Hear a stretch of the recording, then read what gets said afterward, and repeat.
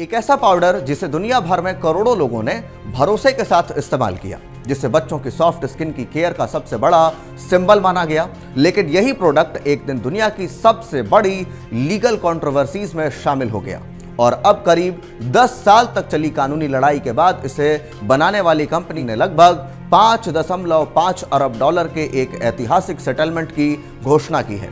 सवाल यह है, क्या सच में टैल्कम पाउडर से कैंसर होता है? क्या कंपनी ने अपनी गलती मान ली है? और आखिर इतने साल तक चला ये मामला अब जाकर खत्म क्यों हो रहा है? आइए पूरी कहानी को आसान भाषा में समझते हैं। नमस्कार, मैं हूं ब्रह्मचारी आशीष और आप देख रहे हैं अमर उजाला। इस पूरे विवाद की शुरुआत होती है जॉनसन एंड जॉनसन के सबसे पॉपुलर प्रोडक्ट्स में से एक बेबी पाउडर और दूसरे टाल्क बेस्ड प्रोडक्ट्स से। पिछले एक दशक में अमेरिका और दुनिया के अलग अलग हिस्सों में कंपनी के खिलाफ हजारों मुकदमे दर्ज किए गए। इन मामलों में शिकायत करने वाले महिलाओं का आरोप था कि टैल्कम पाउडर के इस्तेमाल की वजह से उन्हें ओवेरियन कैंसर यानी डिंब ग्रंथि का कैंसर हुआ। उनका दावा था कि टैल्कम पाउडर में ऐसे तत्व मौजूद थे जो कैंसर का कारण बने और उनकी सेहत को गंभीर नुकसान पहुंचा। लेकिन दूसरी तरफ जॉनसन एंड जॉनसन शुरू से ही इन सभी आरोपों को गलत बताती रही। कंपनी लगातार यही कहती रही कि उसके प्रोडक्ट्स सुरक्षित हैं और कैंसर से जुड़े सभी दावे निराधार हैं। यानी एक तरफ हजारों लोग थे जो अपने नुकसान की बात कर रहे थे और दूसरी तरफ दुनिया की सबसे बड़ी कंपनियों में से एक जो हर आरोप से इनकार कर रही थी। यही से शुरू हुई यह कहानी। एक कानूनी लंबी लड़ाई चली और अब बात करते हैं उस सेटलमेंट की जिसकी वजह से यह मामला फिर से चर्चा में है। जॉनसन एंड जॉनसन ने करीब 5.5 अरब डॉलर के सेटलमेंट का ऐलान किया है। इस एग्रीमेंट के तहत लगभग 76,000 मुकदमों को सुलझाने की कोशिश की गई है। ये सभी मामले न्यू जर्सी की फेडरल कोर्ट और अलग अलग स्टेट कोर्ट्स में लंबित थे। यानी हजारों लोगों के दावों को एक साथ निपटाने की दिशा में यह बहुत बड़ा कदम माना जा रहा है। कंपनी के खिलाफ टाक से जुड़े जितने भी मौजूद दावे बचे हुए थे उनमें से लगभग सभी इस सेटलमेंट का हिस्सा हैं। हालांकि इससे पहले कंपनी टाक प्रोडक्ट्स और एबेस्टॉस और मेसोथेलियोमा से जुड़े अधिकांश मामलों को अलग से निपटा चुकी थी। अब यहाँ एक दिलचस्प सवाल भी आता है, अगर कंपनी लगातार कह रही है कि उसके खिलाफ लगाए गए आरोप गलत हैं, तो फिर इतना बड़ा सेटलमेंट क्यों करना पड़ा? जॉनसन एंड जॉनसन की लीगल टीम के वाइस प्रेसिडेंट एरिक हास का कहना है कि कंपनी आज भी कैंसर से जुड़े इन दावों को पूरी तरह निराधार मानती है। उनके मुताबिक कंपनी को पूरा भरोसा था कि अगर मुकदमे आगे भी चलते तो वह अदालत में जीत सकती थी। लेकिन लगातार चल रही इस कानूनी लड़ाई को हमेशा के लिए खत्म करने के लिए सेटलमेंट का रास्ता चुना गया। यानी कंपनी का कहना है कि सेटलमेंट का मतलब आरोपों को स्वीकार करना बिल्कुल नहीं है। लेकिन क्या कंपनी का खर्च सिर्फ 5.5 अरब डॉलर तक ही सीमित रहेगा? जवाब है शायद नहीं।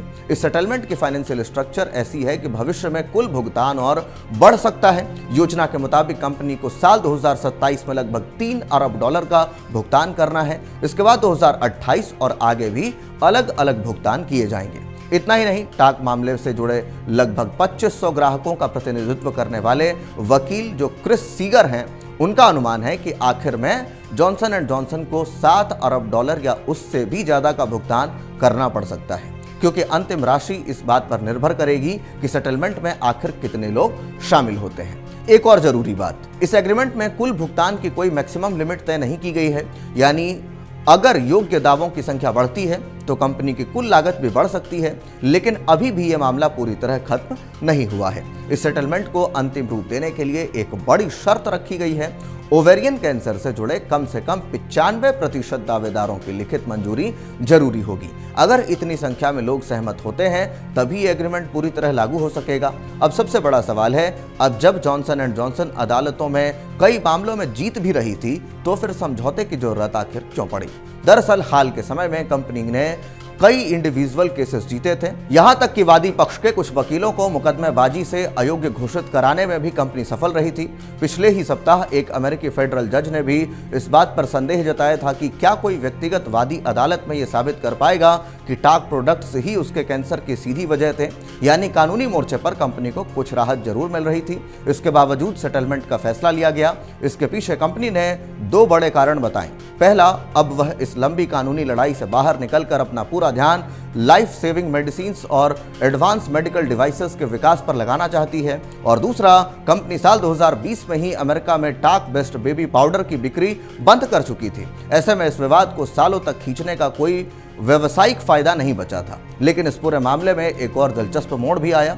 इससे पहले जॉनसन एंड जॉनसन ने मुकदमों से बचने के लिए एक कॉर्पोरेट स्ट्रेटजी अपनाई थी, जिसे टेक्सास 2 स्टेप कहा गया। इस रणनीति के तहत कंपनी ने अपनी एक शेल कंपनी बनाई, फिर उसी के जरिए 3 बार बैंकरप्टेसी यानी दिवालियापन की याचिका दाखिल की गई ताकि मुकदमों को रोका जा सके। लेकिन अदालतों ने कंपनी के इन प्रयासों को स्वीकार नहीं किया, यानी बैंकरप्टेसी वाला रास्ता सफल नहीं हो पाया। अब जो नया सेटलमेंट सामने आया है वो पहले की रणनीति से अलग है।